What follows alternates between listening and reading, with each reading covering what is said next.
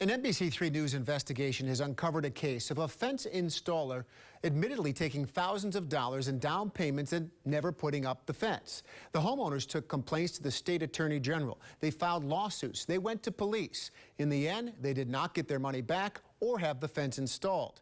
Until we started to investigate, they did not even have an explanation from the business owner because they couldn't track him down. The serenity of a new pool in a tranquil backyard masks the story simmering under the surface. It kind of turned into a nightmare, a mini nightmare anyways. The Solomons put in the pool in the fall of 2014. That's when they put down $2,700 and signed a contract with Metro Fence. They say that's the last they heard from the owner. A lot of mess, a lot of time, a lot of money. We started combing through court records, digging into the background of Metro Fence. We discovered 3 other small claims cases between Oswego and Fulton City courts. A similar story repeated over the course of 2014 and 2015. According to the documents, homeowners put down deposits for $3,000, $4,400, and $3,000 to have fences installed. We went to their place of business in Altmar, Oswego County. Owner Richard Mullen was not home, but a family member dialed him on their cell phone and he picked up. There's actually 5 cases out there that we ended up taking deposits on that we owe money. As I said, it's about $20,000. It's about what people owe us, but you know, But you don't have the money to pay him at this point anyway, right? No, we don't. Brian Brown received a form letter from the office saying, "I trust this information is helpful." It was attached to a promise from Metro Fence that they would install the fence when supplies were available. Brian received that information 1 year after putting his money down. How could that be satisfactory that the guy's had my money for a year? He was supposed to order the material when I paid him the money, and a year later he's still trying to get the material. To me, you know, there should have been some more, hopefully, I was thinking that something else would be done there. Since our initial story aired a few weeks ago, we learned he was elected last fall to the Albion Town Board. We were told not to record. Some members of the town board tried to keep our photographer from recording video at their meeting. When the meeting ended, Mullen avoided the camera. I told you I had nothing to say to you. We'll talk to you right here. I had nothing to say. You didn't mention that you were on the town council. Right. So that's why we're here. You're a public official. Other Albion Town Board members headed for the door. What do you guys think about what's going on? No comment? It'd be easier if we just talked to you. I'm not talking to you. I said no comment. Well, then we'll wait. You're going to wait. He went into the town office and closed the door. Now, what's your name? My name's Aaron Walter, And what's your role here? town supervisor. Town supervisor? Yes. And so what's your thought about having somebody on the town council who's... I don't have any comment who's at all not going regarding to it. court It has nothing to do with appearances? town business. Well, it does, because does he not have was anything just to do with elected town to office, but he's had court appearances No more scheduled. comment, sir. Okay. I'm asking to talk to Mr. Mullen about... Go up to his house, We've been to his house. okay? And you talk to him. He wasn't there. You talk to him on the phone. Nobody can reach him. You talk to him on the phone. I Right. saw you talk to him on the Right, phone. so you're aware of what we're here for then? I'm aware that you've spoken to Mr. Mullen, yes. Right.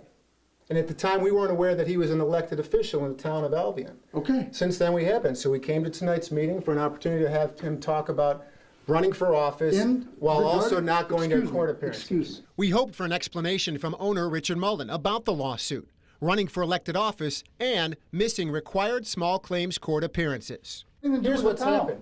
You're in the middle. Yes, So- and you're in my building. Right, so it's not your building. I'm the town supervisor. You are. It's not your building, though. I mean, let's be clear. All he has to do is come out, and we'll talk to him. He doesn't want to come out. He did not come out. came to a The meeting to supervisor talk to him. threatened to You call have the no right to Oswego talk to County him. sheriff. We have new information tonight on an NBC3 investigation that started more than 8 months ago. In March, some homeowners contacted us looking for someone to listen to their story. They claimed they had paid thousands of dollars to a local fence company who took their down payment but never did the work. Well, tonight, after our investigation, the state attorney general has gone to court against the owners of Metro Fence. Letters went out a few weeks ago to several former customers. It says a court order now prohibits owners Richard and Rebecca Mullen from owning any home improvement business, including fence installation, unless they meet certain conditions. Those include posting a $25,000 bond with the AG's office if they want to do business again. The Mullins must pay nearly $13,000 in restitution to 5 clients, and Metro Fence also owes penalties of $3,000. Good evening. We continue to follow breaking news out of Kirkville tonight. Crews on the scene of a massive wildfire. Ash was falling from the sky this evening. The smoke plume could be seen for miles. People calling in from all over central New York. In fact, seen from as far away as Old Forge in the Adirondacks. The calls came in of this fire that had just started around 7 o'clock tonight. Multiple fire departments, Manoa, Kirkville, Manlius, all involved. 911 dispatch tells us the fire was acres wide and it is still going. New information just into us. It has not yet been contained. It was able to detect triple Doppler radar, the fire, the smoke plume here. And here it is. There's Kirkville. And here's a little loop of it right there. Let's zero on in. You'll see what I mean. Even though at the surface, when this loop was going, as the fire was really getting started, when it was at its brightest here, 8:30, 9 o'clock. Thank you, Wayne. Great explanation about the winds aloft. Now, we continue to follow the breaking news. We want to show you some more video taken from Green Lake State Park tonight. This is where people were really fixated on the sky as the blaze intensified, and that gives you another sense of the path of that plume of smoke, as Wayne was just describing. This is video that I took there about 8:30 tonight. You could see the sun was setting. The flames were growing at that time, much more under control at this hour. However, police told us just a short time ago this fire is not yet completely under control. We'll continue to follow this and talk with the retired fire chief from DeWitt about the challenges of fighting a wildfire in our backyard when we come back.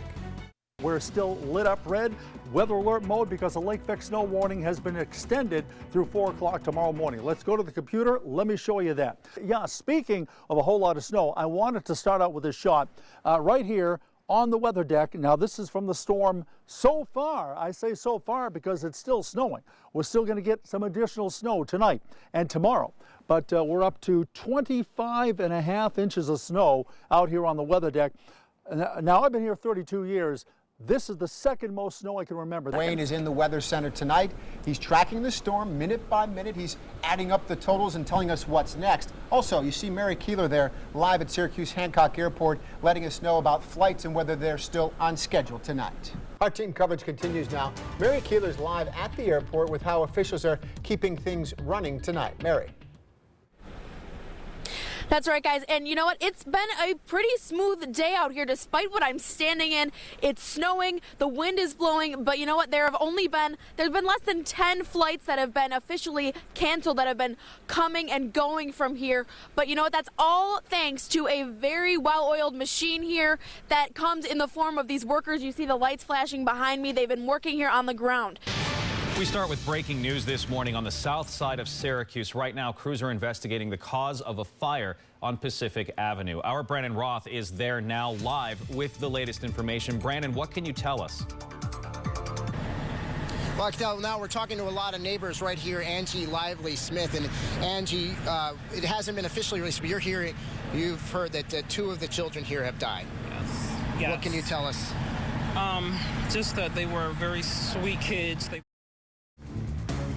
Good evening. We begin with the breaking news. 2 days after the Amber Alert went into effect, major developments this evening. 21-month-old Maddox Lawrence, she's still missing. The Amber Alert still in effect, but it's her father, 24-year-old Ryan Lawrence, who is in police custody. They took him in nearly 6 hours ago now. A 911 call reporting a man matching Lawrence's description came from a worker at the Thrifty Shopper on Downer Street around 4:30 in the afternoon. Police found him then walking along Downer Street heading towards the Baldwinsville Village just a short time later. Now, police have said Lawrence could be unstable, could have been a threat to himself. They said he was actually in somewhat of a disguise, trying to conceal himself with a wig, a baseball hat, sunglasses, and more when he went to that Thrifty Shopper store. But still, someone recognized him underneath that mask. There are no reports of him resisting police when they found him this afternoon. He was then turned over to Syracuse police custody. Now, Maddox is 21 months old. She has blonde hair, brown eyes. She was last seen wearing a white shirt with brown puppies and a pink collar. She also had on pink pants, a blue coat, and a gray knit hat. And when I asked the Baldwinsville police chief about her tonight, he said he had to defer any of those questions to the Syracuse Police Department. He just wouldn't say. Right now, our Samantha German's live in Baldwinsville, where that 911 call was made and started this series of events tonight. Sam. Matt, this was a pure coincidence. A former worker here just happened to be at the store, and she noticed a man wandering around who looked familiar, even though he was heavily disguised. Now, that former worker was one of two women inside the thrifty shopper this afternoon. The woman who waited on the suspect says she noticed he had on what looked like a wig, a baseball cap, sunglasses, and a camo bandana that came up to his mouth. The man's eyes looked familiar to another woman at the store, and she instantly thought it was Ryan Lawrence. Team coverage of this tonight. Our Brett Hall is live at one of the search scenes. He's actually now into the town of Memphis. Brett, what's the latest where you are? Good evening, Matt. As you just said, this search is becoming more and more expansive. We are off Whiskey Hollow Road in the town of Memphis, a few miles south of Baldwinsville, southwest of Baldwinsville. We just saw flashlights coming from this section of the woods. A vehicle just left here just a few moments ago. We did hear from police officers that they would be headed to Whiskey Hollow Road here in the town of Memphis. Once again, they left again. They are kind of on a goose chase, or that appears to be what they're on, searching anywhere for baby Maddox. And Brett, that all fits in with what the chief told us earlier, that there was not a focus of the search, but obviously we're seeing the sheriff's department out, the state police, Baldwinsville police, a lot of concerned officers trying to do what they can. Thank you, Brett. We'll check back in with any developments. Now, heightening the concern about the welfare of Maddox, add this to the picture. It turns out she's endured her own health crisis before. She was diagnosed with a rare cancer of the eye. She had treatment for it. It's all according to an online fundraiser, a GoFundMe page. They raised close to $10,000 to help the family. The page indicates she will need more follow-up with doctors in the future. Again, this Amber Alert remains on tonight. If you've seen Maddox, if you have information, you can contact the police, 442-5222, that's the Syracuse police, or dial 911 from your area, as the caller did in Baldwinsville about 4:30 today. That got the ball rolling tonight.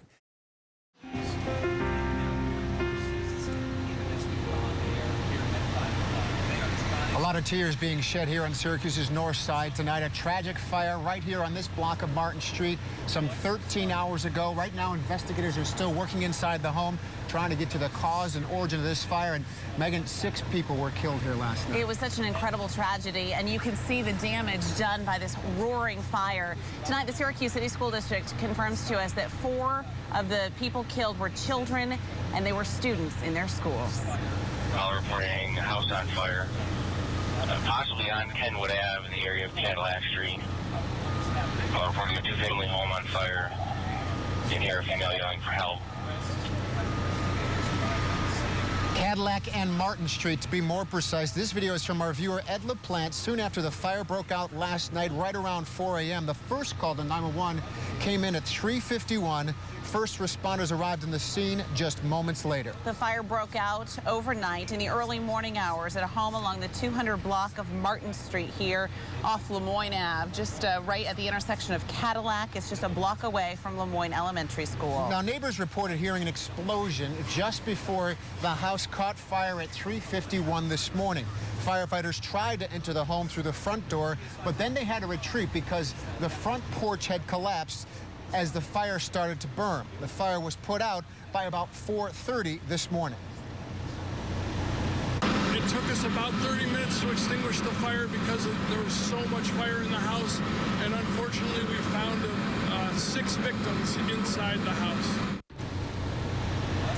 Crews worked well into the afternoon here today to remove the bodies from the home. 4 of the victims were found upstairs. 2 were found downstairs. There was a total of 8 people who lived inside this home. Investigators say among those killed, a 7-year-old girl. 3 boys aged 10, 12, and 13. 2 men ages 33 and 34 also lost their lives in the fire. We have not had an official release of their names as of yet. Police say a 31-year-old woman was able to escape the fire and was taken to the hospital for treatment. Another 33-year-old man also lived in the house. He was not home when the fire broke out.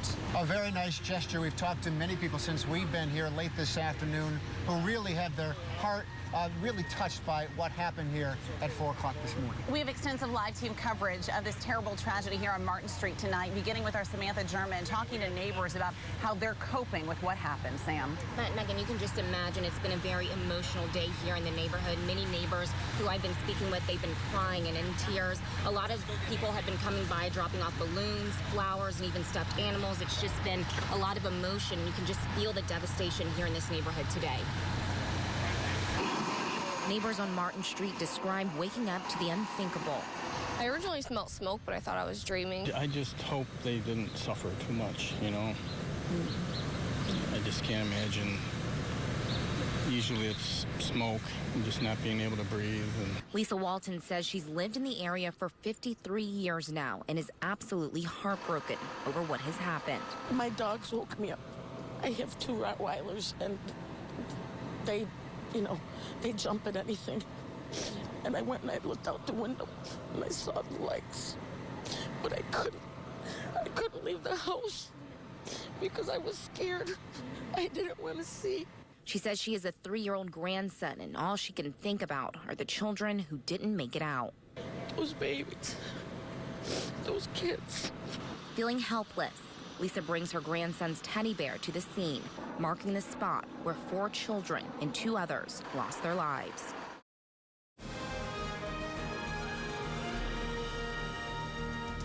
Let's get to the latest. In Decision 2016, we have a team of reporters all across central New York for you right now. We have team coverage tonight. Our Alex Wasilla is live at the Marriott Syracuse downtown. Colleen Deacon's headquarters, we just heard from her moments ago. Alex? Well, it's a night that Colleen Deacon, she's actually joining me live right now. You said you were just on the phone minutes ago with incumbent Congressman John Katko. What was that conversation? I just congratulated him on winning re-election. It was a very nice conversation. Take a look at a really key race here in central New York that we've been following for you tonight, the 22nd Congressional District. Claudia Tenney coming out the winner here with 46% of the vote to Democrat Kim Myers and the third-party candidate Martin Babinek. Justin Page, who's live in New Hartford, he is talking to Claudia Tenney, who declared victory about 20 minutes ago. Justin. 222. Yeah, I'm with Congresswoman-elect Claudia Tenney. She just spoke here. She's joined by her family. Ms. Tenney, how excited are you right now? Yeah, it's very exciting. It's very gratifying. Again, I'd like to just thank the voters. They hung in there with me. It's been a tough race.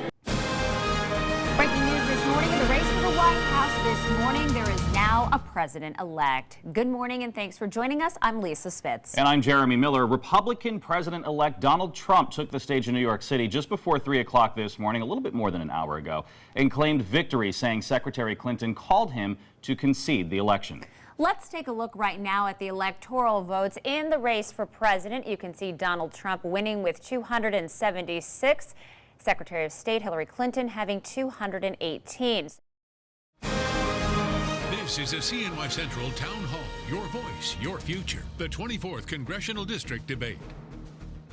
Welcome to our conversation with the 2 people who want to represent Central New York in Congress. We have a lot of ground to cover on the issues that matter to you. Let's start with the people who are asking for your vote on Election Day. Republican Congressman John Katko, who's asking voters for a second term in the House of Representatives, a former federal prosecutor. He's a member of the House Committee on Homeland Security.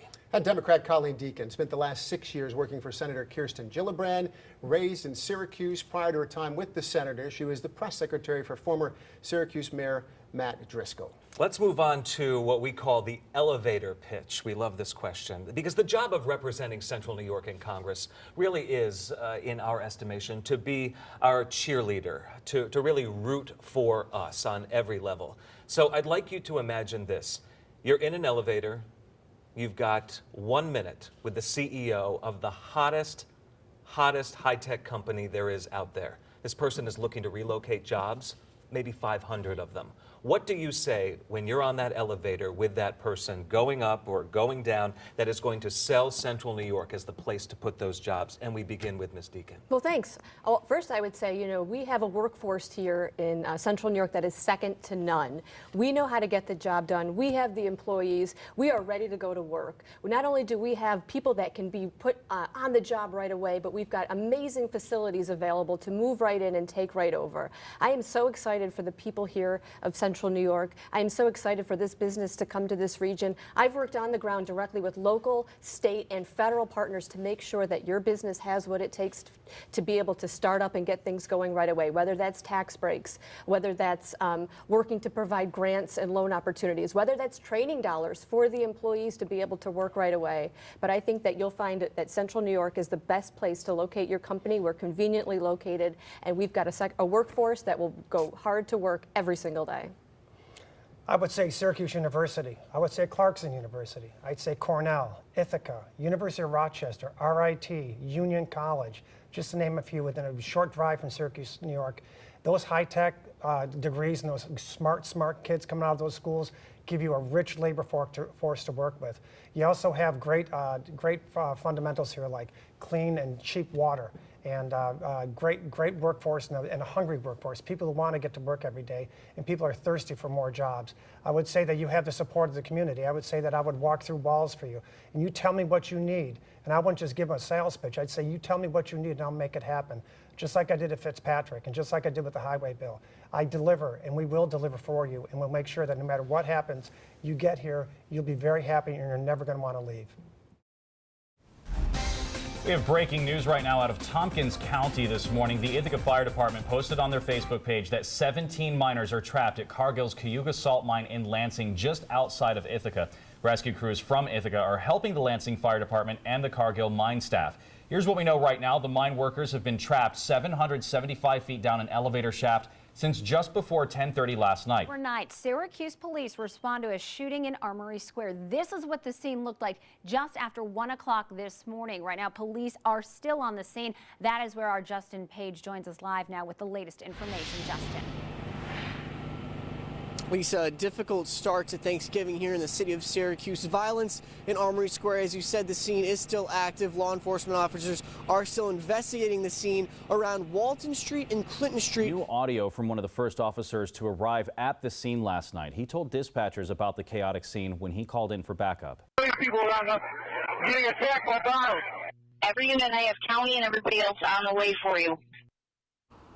Right now, we're taking a live look at that scene. The shooting happened at around 11 o'clock last night on Otisco Street. A lot of damage to that car, just a tow truck taking that car out here. We've been here since 2:30 this morning.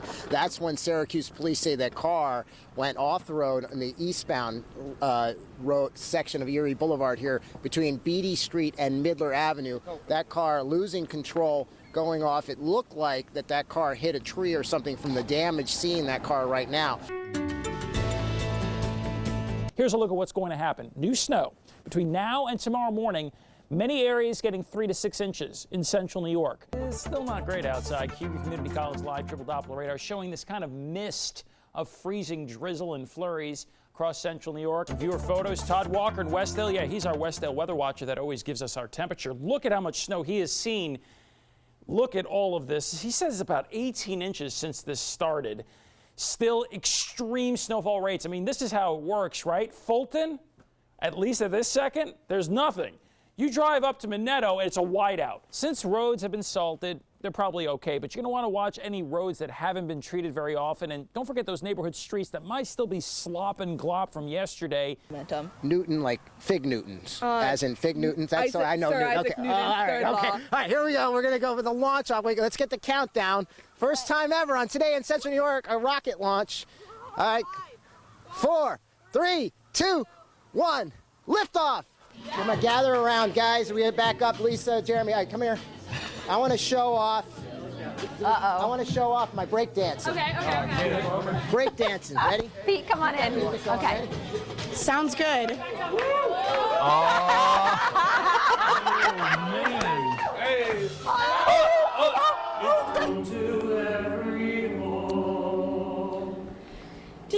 And you're listening to the Cazenovia High School Chamber Choir. So we had artisans in here to restore the plaster, duplicate the plaster, and repaint it by hand to make it look like wood, as well as the murals are all hand painted and placed inside the coffers. Well, I'll tell you, you really have to see it up close. We're not even doing it justice. It's amazing, the detail. And again, it's just all part of the efforts that have gone into recapturing the beauty of the old Hotel Syracuse, which is now newly renovated.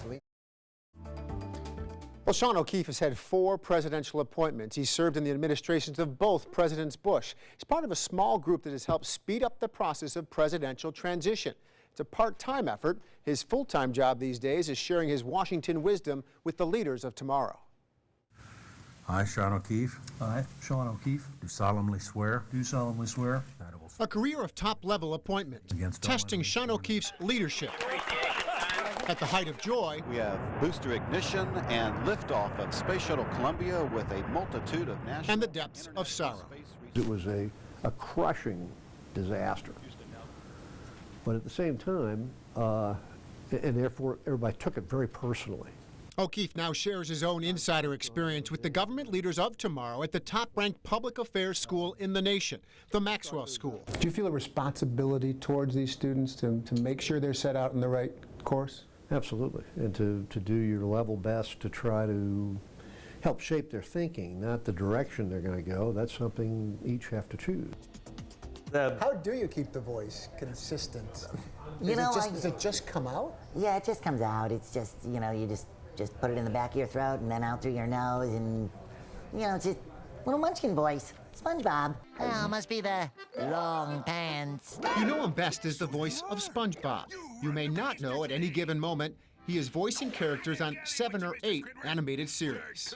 I have been able to be Elroy Jetson. I've gotten to do, which is Dawes Butler was the original guy. You know, Me and Astro are going to the Russian salt mines. not that far from SpongeBob. And I've done Top Cat. I've gotten to do Top Cat. You know, cheese it, boys. It's Officer Dibble. And I got to do Bullwinkle in a Geico insurance commercial with June Foray, the original rock. What does Bullwinkle say? Oh, God, you know, I think he just had one line. I can't remember what the line. Yeah, he just had to G-Rock. If you can say G-Rock, you can do Bullwinkle. G-Rock must be a 7.5. The streets of Syracuse's near west side can be a heavy weight to overcome. Growing up on food stamps and public assistance. Living on your own in an apartment. And working 40 hours a week to make ends meet, all while in high school. I get out at about 2 in the morning, and after that, I wake up at about 6, and I would ride my bike here to Fowler to make sure that I could graduate. Jakeem Joyner graduated from Fowler in 1999. By 2004, he was living in LA. By 2009, he was #1 in smooth jazz.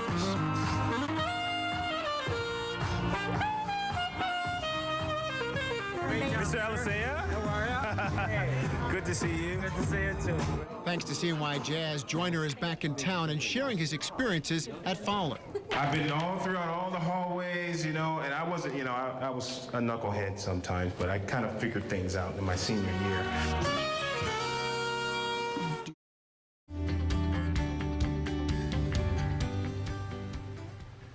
Well, there's a saying, mothers know best. And for one manliest mother, that couldn't be closer to the truth. Tonight, we introduce you to her twin girls and the struggle they were dealing with together. But it took a mother's intuition to know, as we focus on your family here in Central New York. This is so hard. Climbing high. Very nervous. And learning to conquer their fears. Am I like an inch off the ground or not? These two sisters are taking on those challenges together. What? After all, they've been playing together since birth. Yeah. Who's funnier? Her. No. Her. You. They are identical twins, now 6.5. Genevieve, or Vivi as she's better known, is a minute older. She likes purple. Layla is a little taller and prefers pink. But they both now share a struggle to hear. Mona had thought for a couple years, like the girls don't hear that well. In school, there were no clear signs of concern. They interacted well with other students and had no speech or learning delays. But deep down, their mother, Mona Smart, always knew. I mean, my gut told me that something wasn't right. All right, so we're going to connect you up here. That's what brought the girls here, to get their hearing checked at Here to Learn in East Syracuse. Mona's suspicions were confirmed by the audiologist's first question. Asked her when she talks on the phone to Grandma and Grandpa, what ear does she use? And she said, this one, my good one. And at that point, I mean, my heart just like dropped, because she'd never said that. She'd never, I'd never prompted her to use words like my good ear, my bad ear. But really, with that first question, I knew it. I knew I was right. When 23-year-old Jackie McClinton looks in the mirror, she sees so much more staring back at her. The long, dark locks masking years of insecurity and anxiety. Underneath, a young woman too afraid to reveal her true self until now. I don't have hair. I will never have hair, and that's who I am. Jackie's story begins when she was 11. That's when she started losing her hair. She was diagnosed with alopecia, an autoimmune disease where the body attacks hair follicles. I would be in tears for most of the day. I just wanted to hide it, and there was nothing I could do. Tonight, in a raw emotional interview, an Oswego woman shares her heartache, hoping to save a life, as we focus on your family here in Central New York. Gorgeous, life of the party. As Jamie Lazinski flips through pictures of her baby brother, Laughing, joking, always happy. these are the moments she holds most dear. Never, ever would we have thought that he was personally struggling with some inner demons. Never, never would have crossed my mind. But his darkest days, those are the ones she struggles with the most. He just felt that at that point in his life, he didn't matter anymore. He thought that everyone would be better off without him.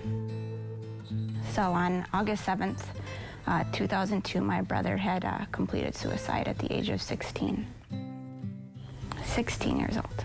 It's been 14 years since she lost her brother Ryan. All these years later, the pain of his loss is still too much to bear. There's not a day that goes by that you don't think about that person. He will forever have a part of my heart and soul.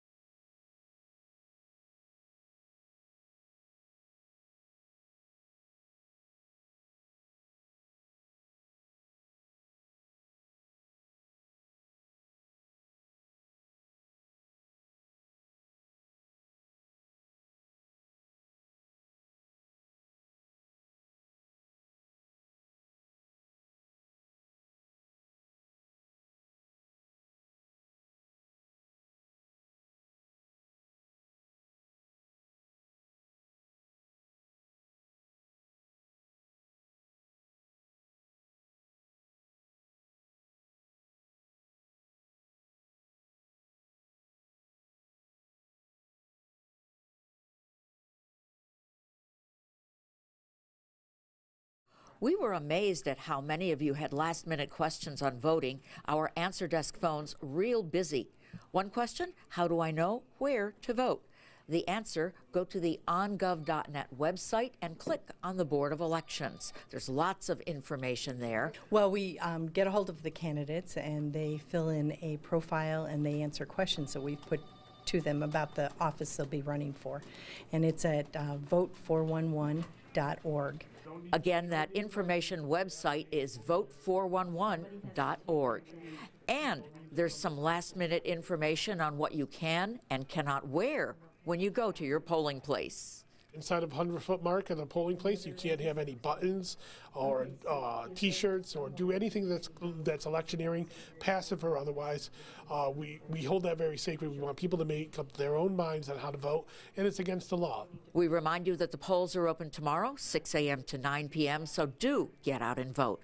And next week on the Answer Desk, we have help for you and your pet if your dog is misbehaving. For the Answer Desk, I'm Laura Hand reporting. Central New York, believe it, the Oranges off to the Final Four for the first time since 2013 in a most unexpected fashion. No question about it, it should be a great game. We've seen fans supporting a lot of Iowa State fans here in town. They're so close to Chicago, and we have this great view from the Willis Tower sky deck. And to give you reference, behind me is looking north. So if you went far enough behind me, you'd eventually get to the Wisconsin border. We'll save that for another day. Nico, Coach Babers called them a wounded mama bear, that being the Notre Dame Fighting Irish. And we see this moment, the last time that Pearl was at the Dome, December 19th, when SU played Cornell, so many alums back. Take me through this moment. You guys hugged a lot of former players there. What was that day? What was that moment like?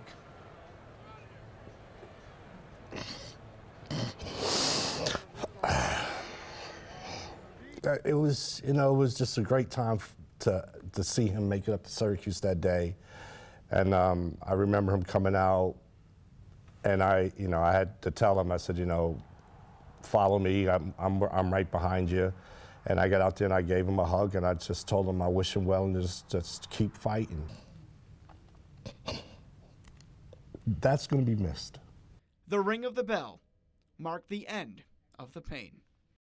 Set it up, Lawrence, set it up! Straight punches! I could hear the crowd, but I wasn't trying to let it affect my mind, just because I knew I just needed to concentrate on him. Here's the thing, he's ready to go. The only thing he's trying to come with is this. You gotta have your hands up. Come on, Lawrence! Uppercut! Uppercut! Right up 3! Yeah!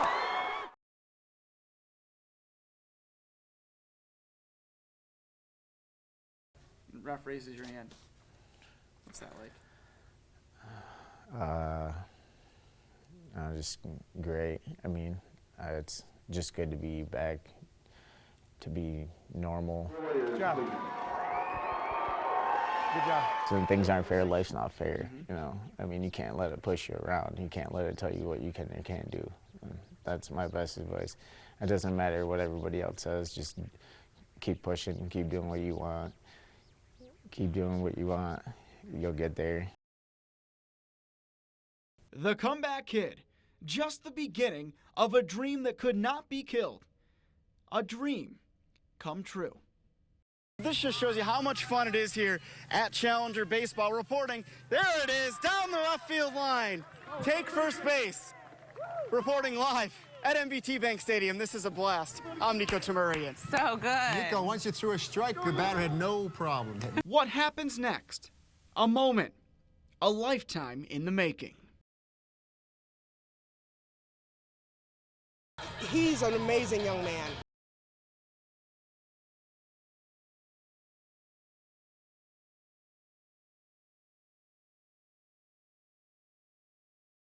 I was thinking, I was like, wow, I can finally get my chance. I've been waiting for it.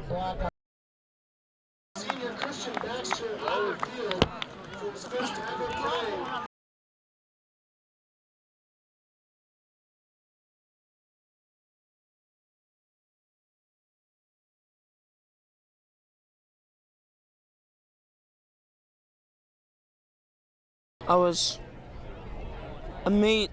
amazingly excited. I've been helping out for a long time, and I thought to myself, I just want to play. The dream that drives a Christian Baxter comes true. Christian finally finds the end zone, teaching everyone to never give up hope.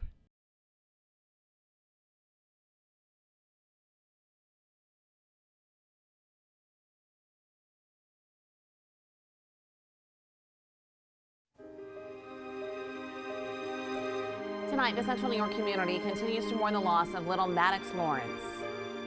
Good evening, everyone. I'm Megan Coleman. Just after noon today, Syracuse police found a body in the Inner Harbor, which they believe is that of the little girl. It is a devastating end to a story that had the entire community praying for her safe return. Her disappearance over the weekend sparked an Amber Alert. Tonight, her father, 24-year-old Ryan Lawrence, is charged with second-degree murder.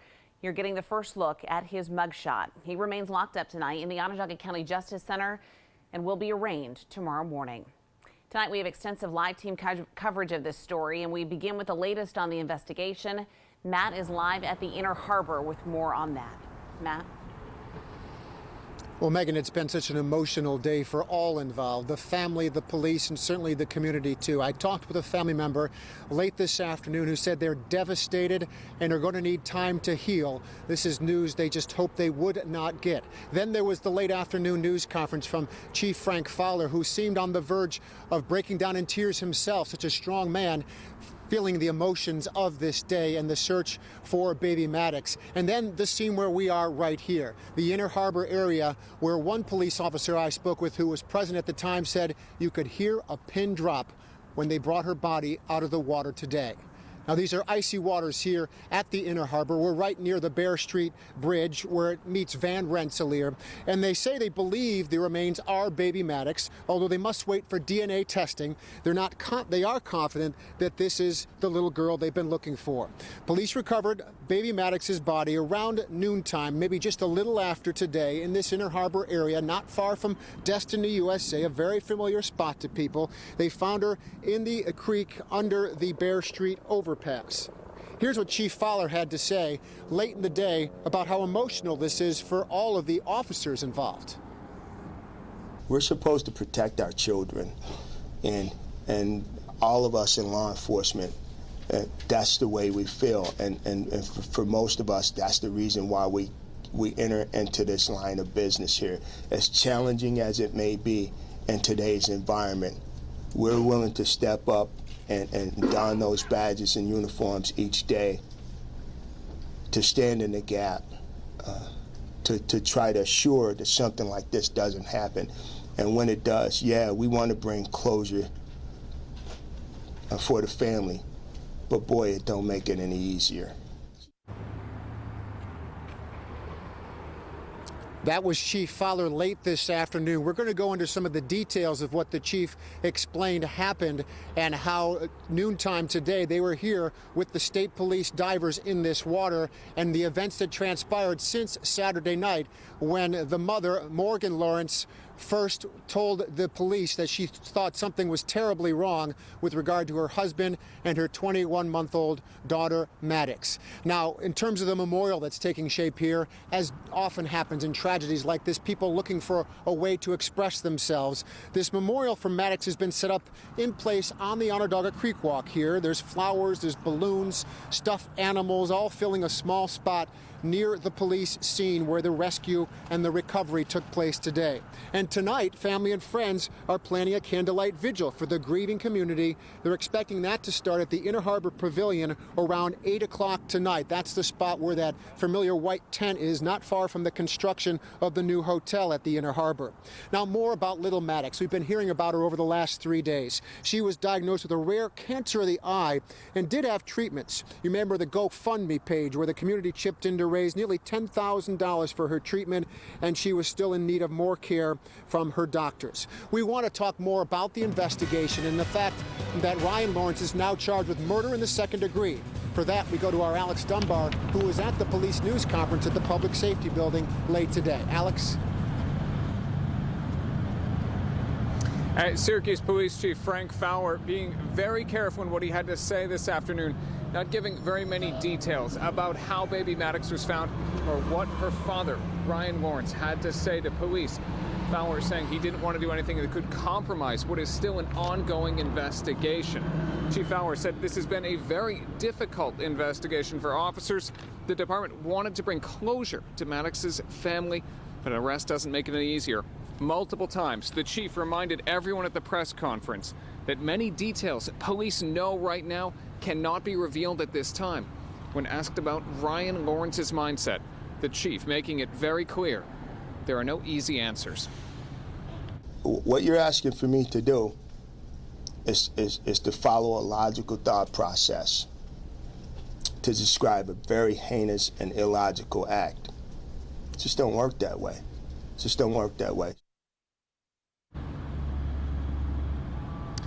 The chief very emotional at times during this press conference, saying that we owe children under our care the right to grow up.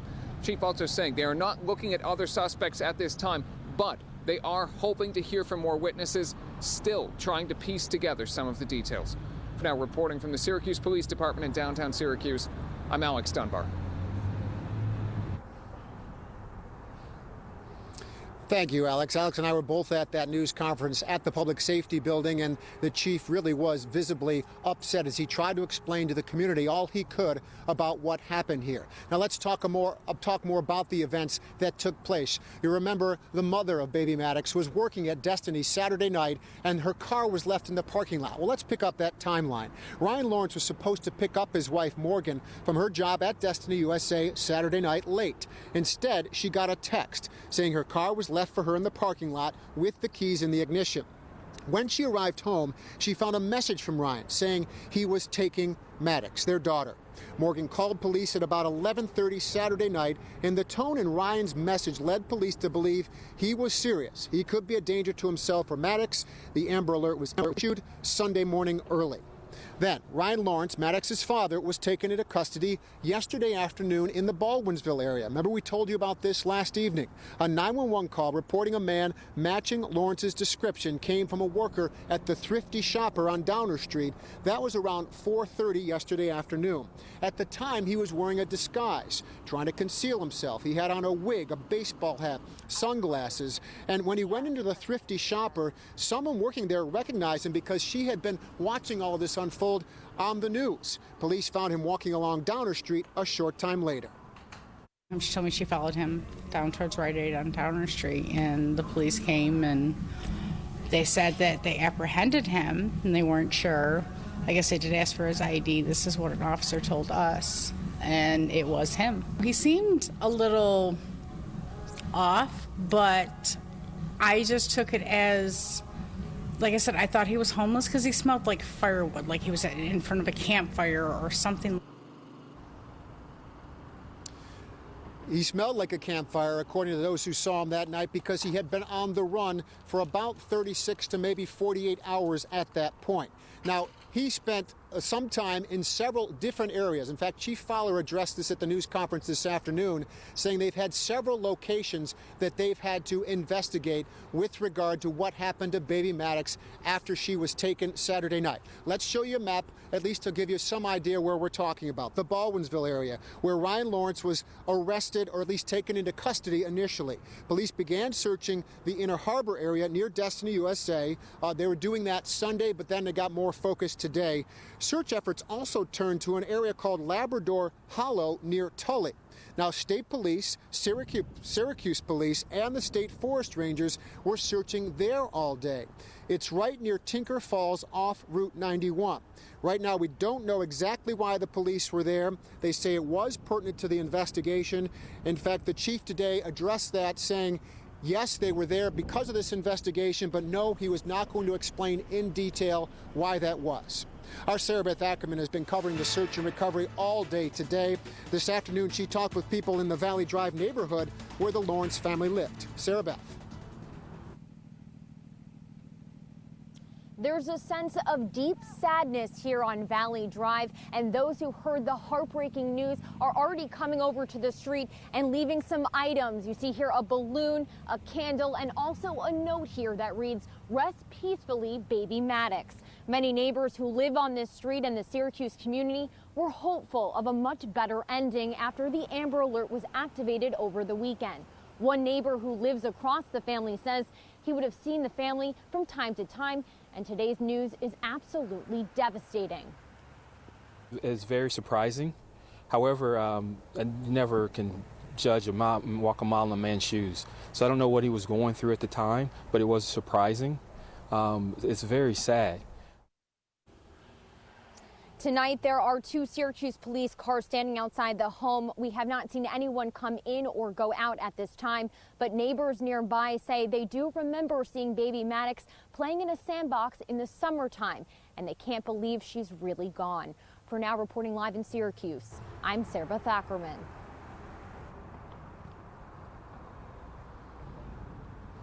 Such a heart-wrenching time for this community. Obviously, the family, those working on the investigation. All weekend long, people had kept their hopes up right into this morning. Those hopes were dashed, and we're all feeling that mourning tonight for Maddox. Megan? Well, Matt, we heard at the news conference today, people were asking the question why, and so many people in our community tonight are wondering what could have led this man to allegedly take the life of his own child. The police chief said today that he's not aware of any mental illness. What are we hearing tonight? Do we have any sense as to a motive in this case? Well, as the chief said today, whatever motive that there might be doesn't add up. It doesn't make sense. He said, we are asking him to think logically, and he said in this case, the accused was not thinking logically. Coming up tonight at 6, I did ask the chief if there's anyone else out there right now feeling perhaps isolated, feeling like they don't have any alternatives. What should they do? And he gave me an answer that'll have people thinking about how great this community really is. Megan, more later on. All right, Matt, we'll see you in a little bit. Tonight, we continue our coverage of baby Maddox's death. Coming up at 5:30, our Samantha Durbin talks to friends of the Lawrence family who are planning a vigil for tonight. Also at 5:30, we hope to get some answers from Onondaga County District Attorney Bill Fitzpatrick. He's my special guest live in studio talking about his plans to prosecute this case. Of course, for the latest information on this developing story, go to our website, cnycentral.com. Still ahead on NBC3 News at 5. Wayne? And Megan, we got a quiet weather pattern around right now on live triple up radar brought to you by Hugo Community College, but brand new winter weather advisories have been issued. I'll tell you what that's going to mean for us coming up in a few minutes. I think that we tend to underestimate the range of cues that our children are capable of giving us. Capitalizing on cues from your baby to teach them toilet training from birth. That's right, it may be possible. Tonight, a Fayetteville woman explains how it works and how long it took with her own children. You won't want to miss it. You're watching NBC3 News at 5. Welcome back to NBC3 News at 5.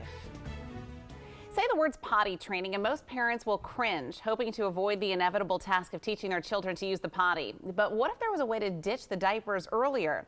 One local mother says it's not only possible, but it works.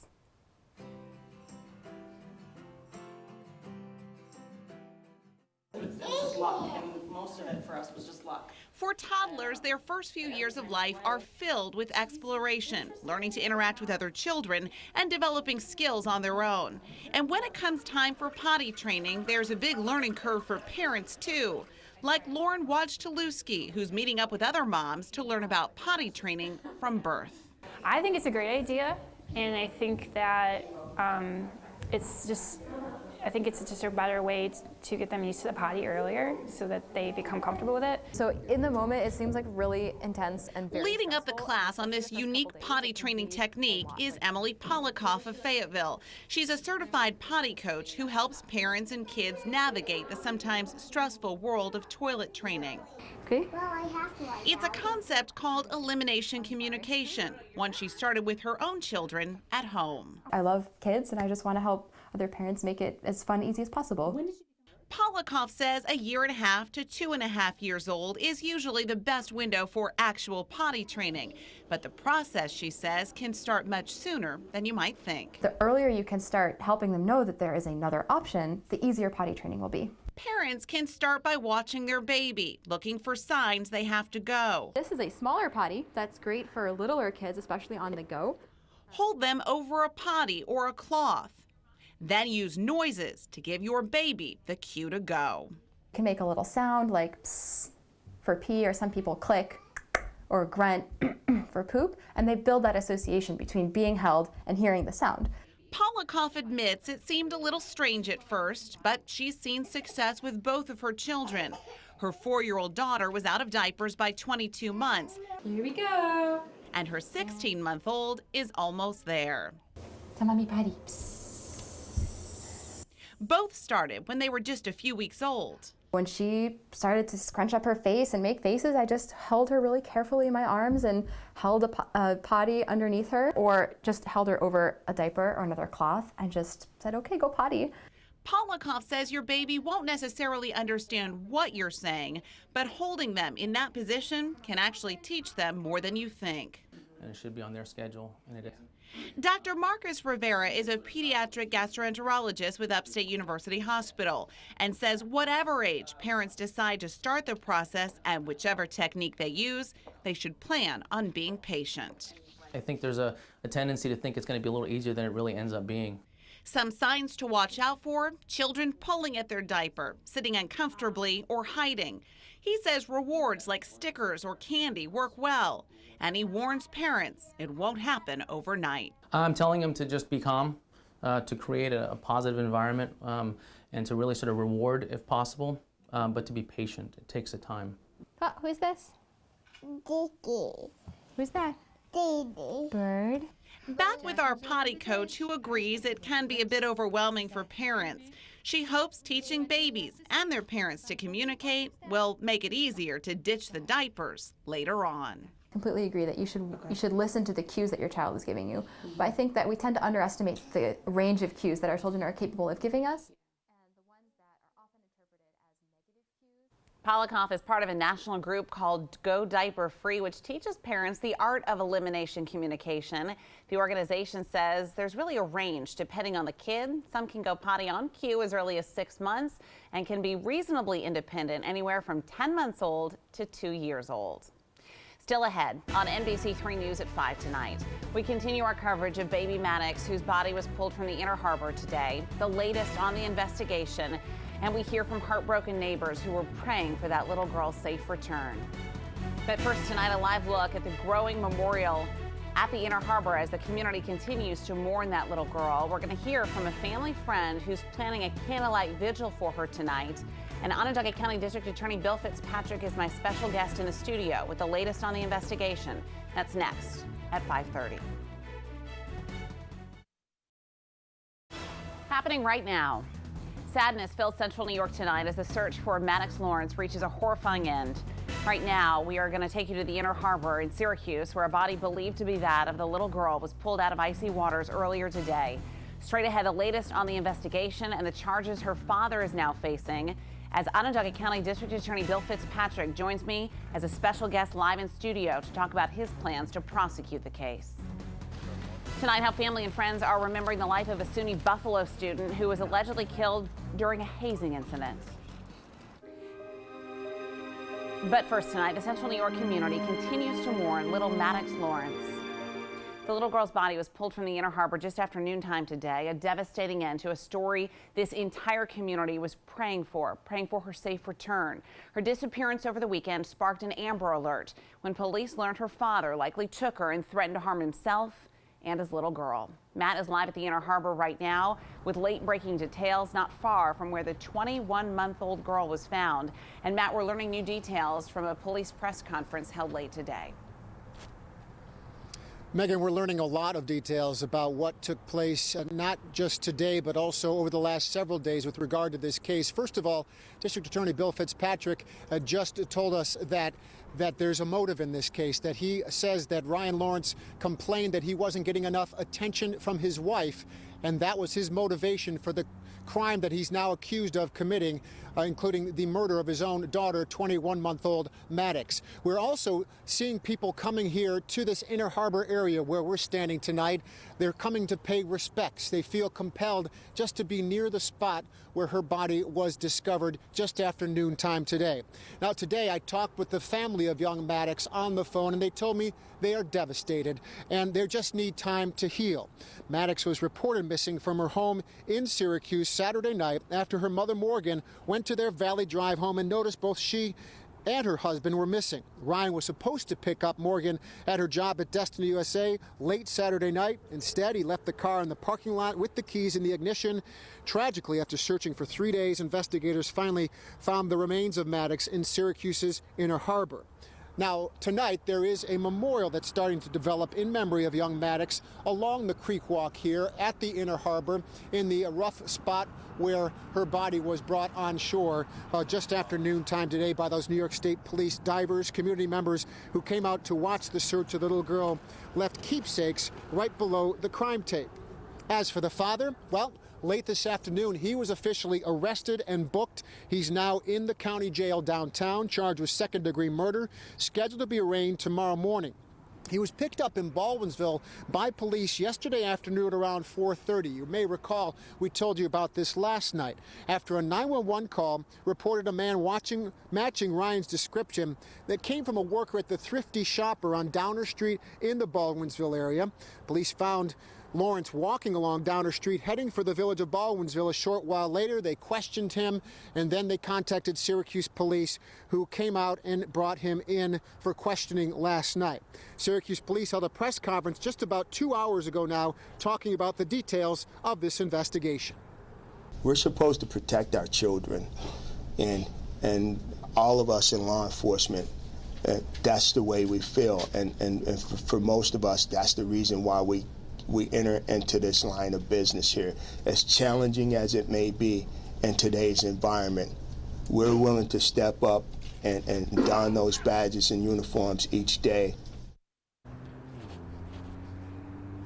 That was Chief Frank Fowler late this afternoon, responding to a question I asked him about how devastating this is for the detectives, for the law enforcement members involved with investigating a crime like this one that is not only terribly sad, but also quite horrific once we learn all the details that occurred here and in other locations. Now, speaking of those other locations, we've been telling you throughout the day that they were searching overnight in the Baldwinsville area. That, of course, is where Ryan Lawrence was discovered and taken into custody yesterday. There was also a search in the Labrador Hollow area today. The chief confirmed to us at that news conference that that is relevant to the investigation. And then, of course, just after noontime today, the helicopters were in the air, the divers were in the water, and the remains of baby Maddox were discovered here in the Inner Harbor, just underneath the Bear Street Bridge, just a few feet from where I'm standing now.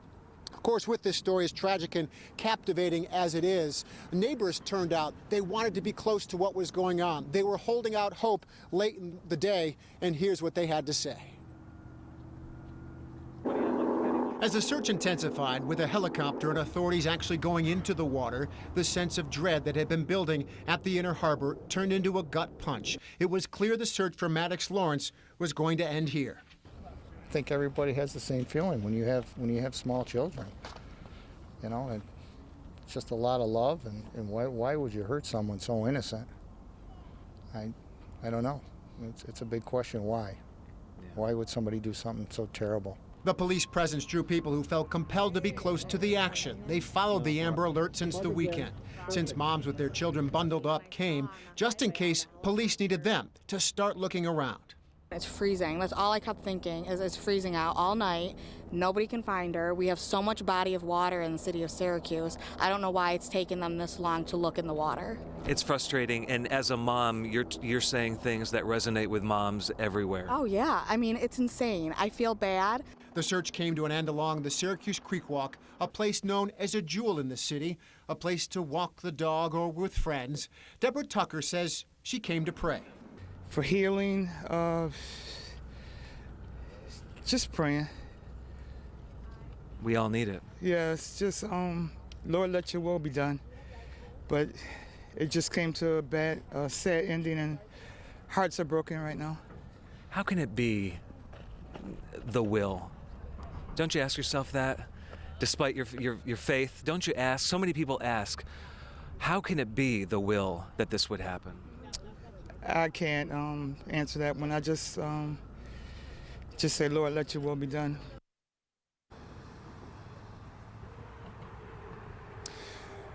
People have been asking questions since I've been here over the last hour and a half tonight as they come to visit. They've been wondering things like, was the baby alive when she was put in the water here? Why did this happen? Little by little, we're learning some of those answers tonight. One man who will learn more about that is District Attorney Bill Fitzpatrick. He's back in the studio with Megan tonight to talk more about this case. Megan? All right, Matt, we'll see you in just a little bit. Onondaga County District Attorney Bill Fitzpatrick is my special guest tonight. DA, thank you for being here. It's a case that has shaken this entire community. And as you know, people want answers. They want to know why. Do we have any sense as to how this could have happened? Well, we're going to know a lot more tomorrow in terms of how we proceed with the prosecution. The medical examiner is going to conduct an autopsy on baby Maddox in the morning. I'll consult with him, during and after the autopsy. And then my plan is to present the case to an Onondaga County grand jury on Monday, and then depending on what the grand jury does, be able to reveal some more information to the general public. Now, at this point, we don't know of any criminal history that this gentleman has, Mr. Lawrence. So Right. how do you go from that to this? What kind of clues do we have? It's not unheard of. I mean, I've prosecuted a number of child murderers who that's the first time they ever broke the law in any meaningful way. So it's not unique to Mr. Lawrence. And we'll probably learn a lot more about his background, the events leading up to the death of baby Maddox as we pursue the investigation. What have you learned about him so far? Not much. He was picked up by the Syracuse Police Department up in Baldwinsville and brought down to the public safety building. He was questioned for a while. Most of it's on videotape. He was treated very well. He was allowed to take breaks and have food and do other things. His story obviously altered with time, but I would say it was a phenomenal job of police interrogation.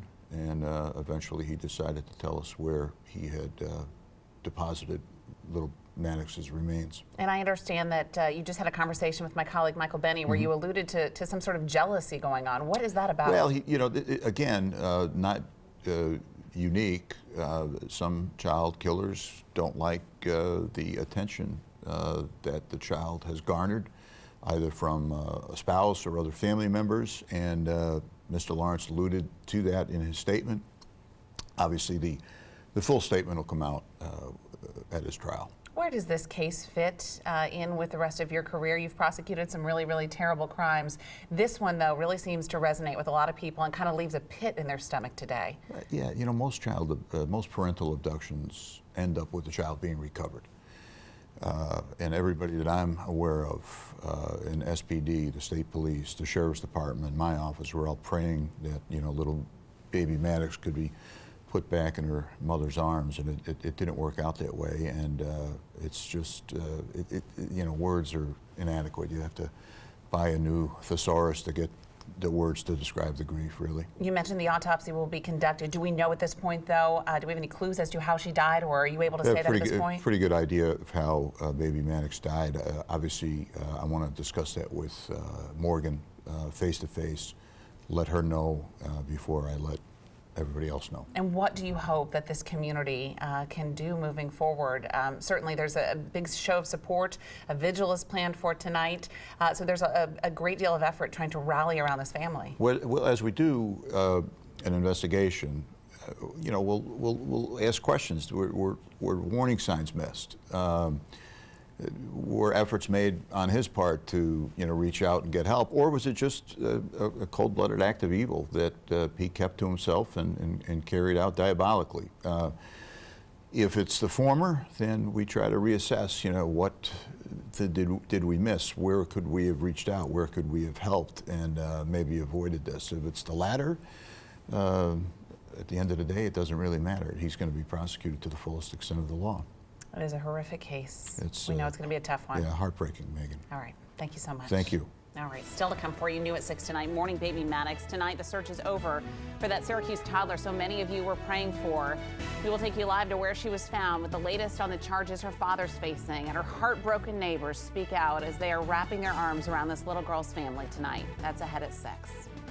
You're watching NBC 3 News at 5:30.